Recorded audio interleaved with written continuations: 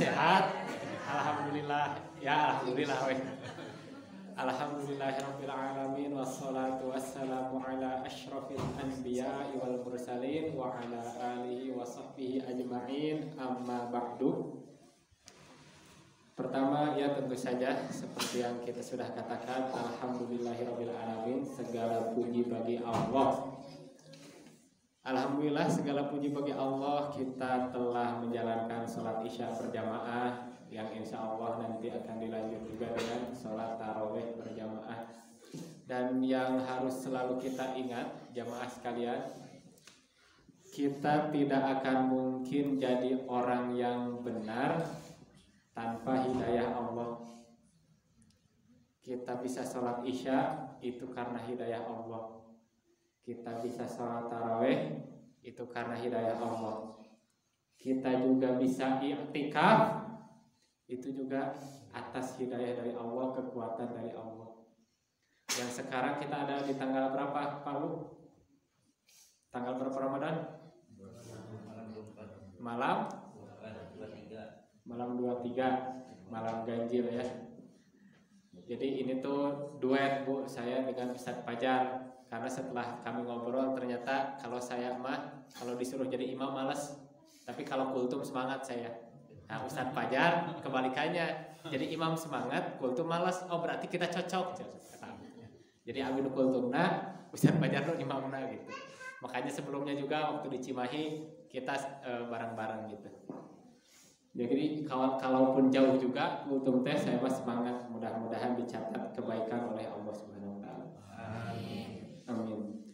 Lailatul Qadar, kita berbicara tentang Lailatul Qadar ya. Lailatul Qadar itu apa artinya, Pak Bu?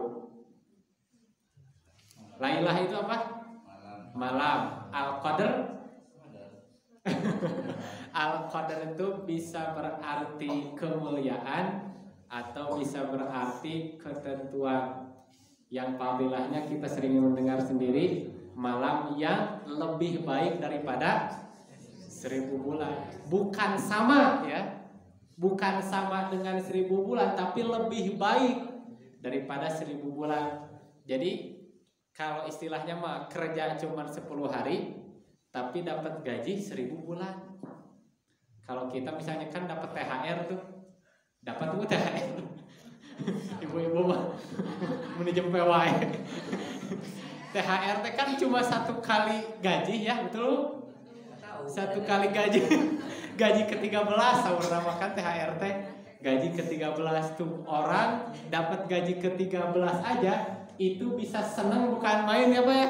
Bapak-bapak dapat THR enggak Pak? Enggak. Gaji ke-13. Ini apalagi gaji selama 83 tahun lebih. Kalau orang misalnya di dalam perkara dunia kerja 10 hari dapat gaji selama 83 tahun, habis lebaran kayaknya gak kerja lagi. Karena hidup kita pun bisa jadi gak sampai 83 tahun. Dan ini tuh salah satu fadilah yang Allah berikan kepada umat Nabi Muhammad agar apa? Agar bisa menyaingi umat-umat zaman dulu sebelum Nabi Muhammad. Karena umat-umat zaman dulu itu umurnya panjang-panjang. Ada yang 1000 tahun, ada yang pokoknya ratusan tahun ke atas. Umat Nabi Muhammad ini rata-rata ya 100 tahun juga jarang banget. Nah, agar bisa menyaingi pahala mereka, dikasihlah Lailatul Qadar. Nah, kemudian ada kata-kata dari Ibunda Aisyah. Beliau bertanya kepada Rasulullah, ya Rasulullah, ara'aita in wafaqtu lailatal qadri ma aqulu fiha, atau dalam riwayat yang lain bima adiku. Wahai Rasulullah, kalau aku tahu suatu malam itu malam Lailatul Qadar, aku harus berkata apa? Apa yang harus aku doakan? Doanya apa Bu?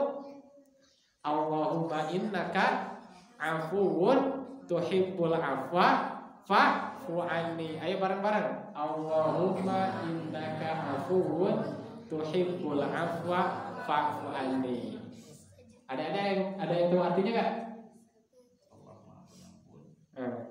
Ya Allah, sesungguhnya engkau adalah afuun, engkaulah maha pemaaf, maha pengampun. Tuhibbul afwa, engkau mencintai pengampunan, engkau mencintai pemaafan, engkau mencintai rasa maaf. Fa'fu anni, maka maafkanlah aku. Nah, makanya ini Bu harus terus kita dawamkan di lisan kita selama di 10 hari terakhir ini. Allahumma innaka afuwun tuhibbul afwa fa'fu anni. Dimanapun, mau yang iktikaf di masjid, alhamdulillah. Mau yang iktikafnya di kamar, ibu-ibu iktikafnya di kamar Bu? Atau di depan TV? Nah, ini didawamkan Bu. Allahumma innaka afuwun tuhibbul afwa fa'fu anni. Terus diulang-ulang, terus diulang-ulang. Dan di samping kita memohon maaf kepada Allah atas segala dosa-dosa kita, juga kita jangan lupa untuk memaafkan saudara-saudara kita yang mempunyai salah kepada kita. Kita minta maaf kepada Allah, tapi kita masih menyimpan dendam di dalam hati kita. Bagaimana bisa? Makanya dendam-dendam itu harus kita hilangkan dalam hati kita. Makanya pernah Abu Bakar As-Siddiq itu ditegur oleh Allah langsung melalui firman-Nya di dalam surah An-Nur ayat 22 itu. Abu Bakar itu pernah bersumpah tidak lagi memberi tunjangan kepada sepupunya. Jadi gini kisahnya Bu. Zaman dulu tuh ada di suatu fase, ada di dalam sirah namanya haditsatul ifki. Haditsatul ifki itu adalah saat Ibunda Aisyah itu dituduh berzina. Jadi Ibunda Aisyah itu pernah dituduh, pernah difitnah, dituduh berzina. Dan salah satu yang memfitnahnya adalah sepupu Abu Bakar. Dan kita tahu Ibunda Aisyah adalah anak dari Abu Bakar. Ibunda Aisyah istri Rasulullah, anaknya Abu Bakar. Itu dituduh, difitnah oleh sepupu Abu Bakar sendiri. Dan sepupu Abu Bakar ini miskin, Bapak Ibu. Sepupu Abu Bakar ini miskin, akhirnya diberikan tunjangan setiap saat oleh Abu Bakar. Tapi pada saat datang fitnah haditsatul ifki ini, tuduhan berzina ini, namanya sepupu Abu Bakar itu Mistah. Mistah ini paling gencar menyebarkan fitnah itu. Kebayang ya bagaimana kalau kita misalnya punya anak perempuan, terus dituduh berzina sama orang lain, gimana perasaan kita ke orang itu? Kan marah ya. Apalagi orang itu kita kasih setiap hari, kita kasih kebutuhannya. Tuh, Abu Bakar tuh pernah saat itu Mistah memfitnah anaknya, udah kata Abu Bakar, saya tidak akan memberi tunjangan lagi kepada Mistah. Tapi langsung Allah menurunkan firman-Nya, wala ya'tali ulul fadli minkum was-sa'ah ayyutu ulil qurba wal masakin wal muhajirin fi sabilillah. Maka janganlah seseorang yang punya kelapangan harta, punya kemuliaan itu bersumpah untuk tidak memberi kepada kerabatnya, kepada orang miskin, kepada orang yang berhijrah di jalan Allah. Wal ya'fu wal yasfahu, maka hendaklah dia memaafkannya. Maafin aja. Maafin aja. Ala tuhibbuna ayyaghfirallahu lakum, tidakkah engkau suka Allah mengampuni kalian? Bu, jadi kita kalau mau diampuni Allah, kita juga harus punya sifat pemaaf. Di dalam kisah ini kita juga bisa ngambil pelajaran bahwa semulia Ibunda Aisyah yang terjaga itu bisa dituduh, bisa diomongin, bisa digibahin. Rasulullah orang yang mulia itu dituduh. Apa tuduhan kepada Rasulullah? Majnun, orang gila, kahin, dukun, syair, penyair, kemudian pemutus silaturahmi. Banyak tuduhan-tuduhan terhadap Rasulullah. Rasulullah, istri-istri Rasulullah, para sahabat itu yang mulia itu dituduh juga sama orang, digibahin juga sama orang. Apalagi kita yang hina beneran ya Bu ya. Udah, maafin aja. Sekarang emang kita sudah baik. Sekarang saya mau tanya Bapak Ibu sekalian, Cung di sini tolong angkat tangan yang akhlaknya sudah baik, Cung. Jangan malu-malu. Yang akhlaknya sudah baik, ajukan tangan. Tuh kan gak ada ya, gak ada satupun dari kita yang mengaku akhlaknya sudah baik.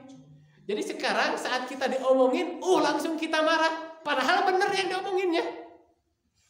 Udah maafin aja.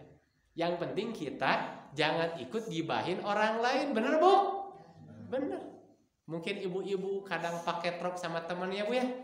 Kadang dengan ibu-ibu sama ibu-ibu pakai truk apa misalnya lisannya tajam, ada yang lisannya tajam.